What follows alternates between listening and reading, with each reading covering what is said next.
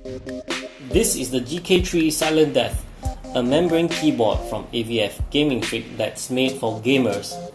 It comes with a solid metal frame, 19 anti-ghosting keys, and it also has function combo keys. The keyboard uses braided USB and it has a decently large padded feet at the front, but no paddings on the stand. The keys are built right on the LED units.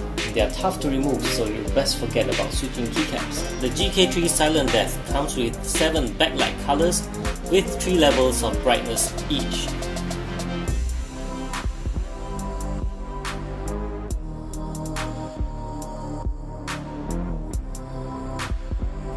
As for the keys, they are very good and could almost be passed off as using mechanical switches.